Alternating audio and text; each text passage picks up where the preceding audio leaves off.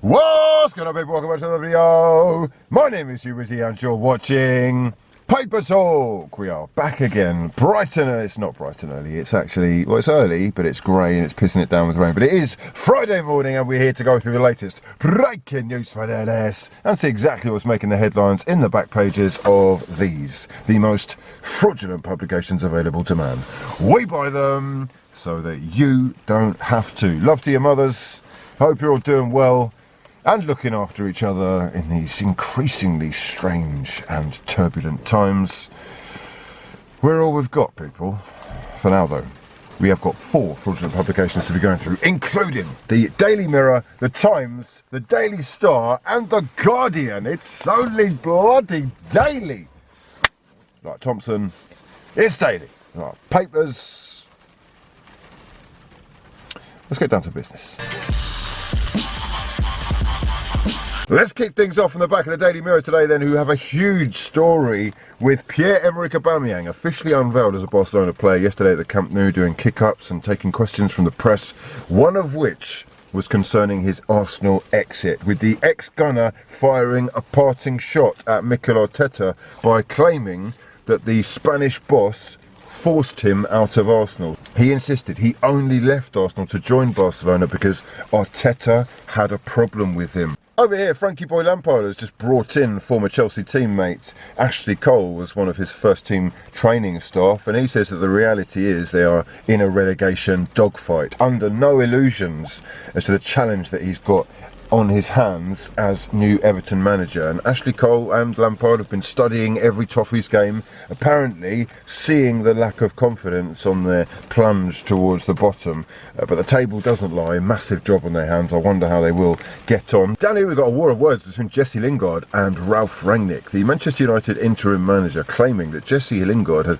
done a 180 on his decision to stay at the club by agreeing to join Newcastle United in the January transfer window, but as that deal fell apart, in part down to the Mason Greenwood chaos that really would potentially have left them short, RANGNICK has said that he's not been able to go and as a result needs time to clear his head. Lingard took to social media yesterday to completely deny these claims and say that he is always ready to play for Manchester United, but he will be left out for tonight's FA Cup tie against Chris Wilder's Middlesbrough.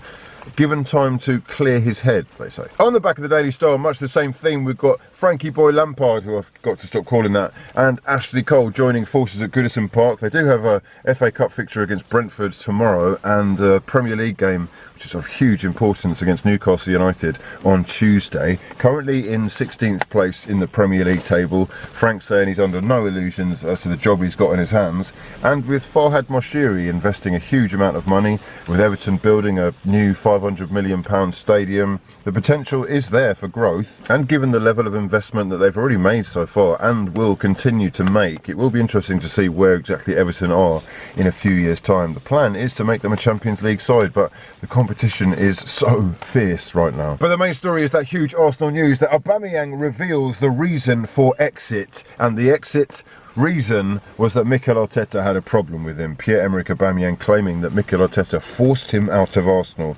spilling the beans yesterday at the press conference following his free transfer to Barcelona, saying that Mikel Arteta had a problem with him and the only problem was with him. Arteta made the decision, and although he can't say much, he wasn't happy, and that's it. There's going to be a lot of people that don't like the fact that he's gone public with this. There's going to be lots of people that will take Mikel Arteta's side and say that this is an example of bad egg behaviour.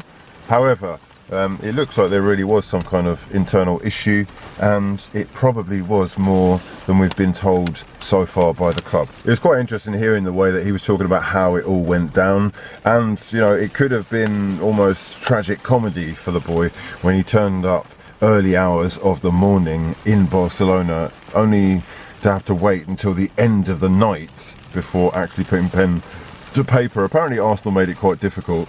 He says, I really wanted to come here, that's why I came to Spain in the morning, because I wanted to get things done. We waited until the last moment because it was a bit difficult with Arsenal, but in the end I'm here. On the back of the Times today, we have got cricket news in England sacking Chris Silverwood and Ashley Giles, with Andrew Strauss ready to take over. Down here we have got the Saudi plans to take over golf and create this sort of super league. Look like they're under slight threat. They have armed themselves to the teeth with the world's most expensive sports lawyer to protect themselves against the sport's biggest tour, the US PGA Tour, who have vowed to ban these rebels from all of its competitions. They really don't like the way the Saudis are throwing their money around and pushing their weight about. It looks like, though, they are going to bully their way into creating this Super League and turning golf into something special that more people are interested in. I don't know.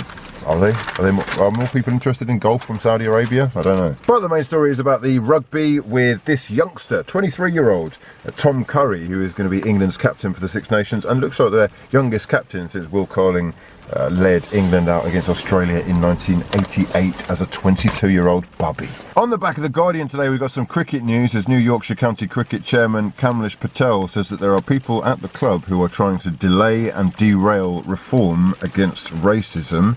The people at the club have actually apparently had a meeting where they say they feel like the club is being sacrificed at the altar of Black Lives Matter. The president of the International Olympic Committee has claimed political neutrality is important for the integrity of the Olympic Games. It is the Winter Olympic Games in China right now, and lots of people are raising the topic of the treatment of the Uyghur Muslims in the country. Up here we've got Manchester United's Ralf Rangnick claiming that the Manchester United players have been discussing teammate Mason, or former teammate currently, Mason Greenwood's situation.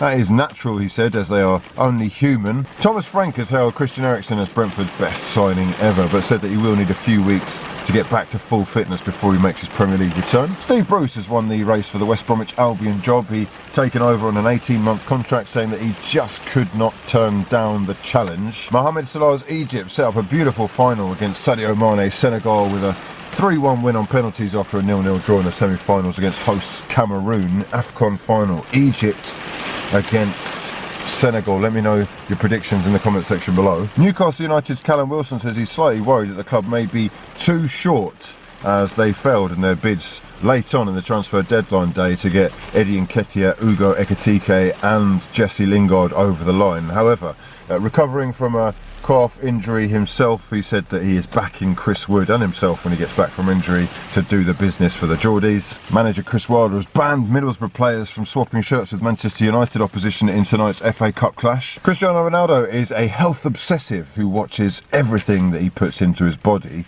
and he is apparently going to be able to play into his mid-40s, says one of his former coaches. That's about it for this time, lads. If you've enjoyed the video, please do smash the hell out of the like button, subscribe to the channel if you're new, and turn those bell notifications on unless you're a massive bellend. For now though, I've been hughwizzy and this has been a lot of fun. Peace.